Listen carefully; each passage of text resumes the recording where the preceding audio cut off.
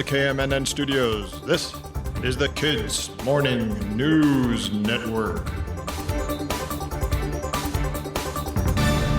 It's September 6th, 2024, the 250th day of the year. Welcome to the Kids Morning News Network podcast. I'm Alex in the KMNN studio. It's National Read a Book Day. Last month we celebrated Book Lovers Day, but today you get to read a book you love. Of course, you don't have to read the whole thing in a day. The Paralympics are wrapping up in Paris this weekend. Team USA will face off against Great Britain for the men's basketball gold, while the Team USA women's sitting volleyball team will face China in the final for the 5th time in a row. The Americans won the last 2 times. Gold medal matches will be held this weekend before closing ceremonies on Sunday, so tune in if you can.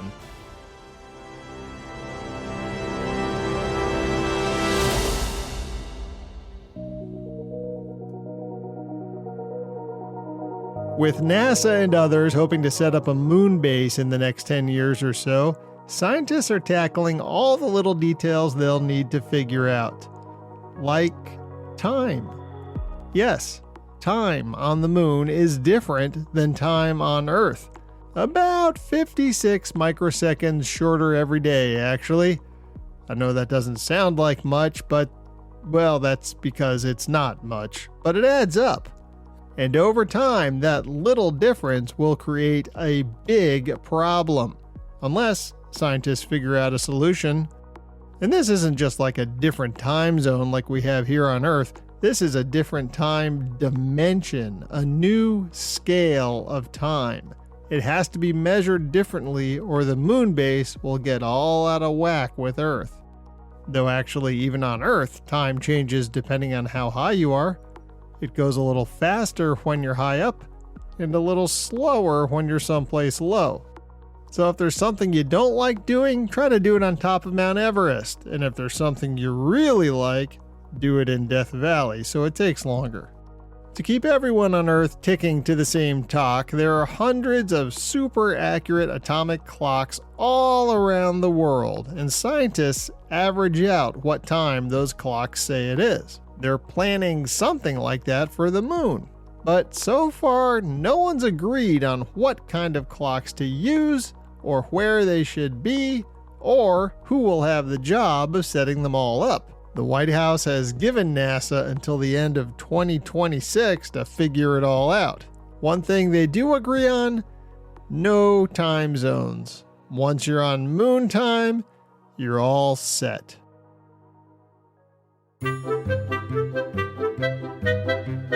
Time for today's riddle. Wednesday's riddle was, I have a head, I have a tail, but I don't have a body. What am I? The answer? A coin. Today's riddle is kind of a tough one. How can the number 4 be half of 5? How can the number 4 be half of 5?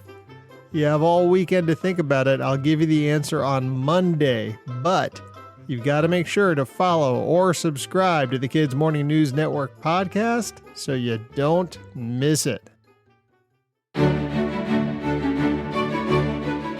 We love a good adventure here at KMNN. I've talked about the first person to sail around the world alone and the first person to do it nonstop. But the first people to sail around the world ever did it hundreds of years ago, 502 to be exact. The sailing ship Victoria pulled into its home port in Spain on this day back in 1522, after almost exactly 3 years at sea. The Victoria was a big ship for its time, but it was only about the size of a 3-bedroom house today. and there were 50 or 60 men living in it when they set out. Wow, that must have been crowded. They were in a fleet, actually, of 5 ships looking for a way to make money, basically. They wanted to get to the Spice Islands, which were to the east, but they went west from Spain across the Atlantic, hoping to find a new route. It was a tough trip. Some ships turned around and headed home. Some of the crews mutinied or tried to take over. Men died of disease. Men went hungry. Back then, explorers from Europe seemed to try to take over everything they found, and these guys did the same with an island they arrived at. But the residents of the island fought back and ended up killing the captain, a guy named Magellan. And remember, no one on the ships really knew where they were going. They didn't think the world was really that big around, so they just kept sailing west, seeing places no one from Europe had ever seen before. And then, remarkably, with only a couple of ships left, they did find the Spice Islands and the valuable spices that they were looking for. Finally, after 3 years, one single surviving ship sailed back into port in Spain, loaded with spices. And yes, they were valuable. Some reports say they were worth more than the whole fleet of 5 ships that began the trip. But out of the crew of hundreds who began, only 18 were on board the Victoria at the end. Incredibly, one of them kept a diary the whole way, and you can still read about it today. Well, the heat wave's going to continue all up and down the West Coast today. Be careful out there, friends. Drink water and stay in the shade as much as you can. Rain around the Gulf Coast today, and some of it could be heavy. Maybe some showers up in the UP too. But overall, lots of sunny skies today, and temperatures should be pretty nice if you're not out west.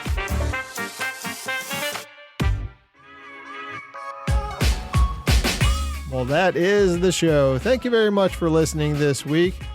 If you're new here, welcome. Please follow or subscribe to the Kids Morning News Network on your podcast player, your podcast app, or your smart device, or whatever it is that you're listening to this episode on.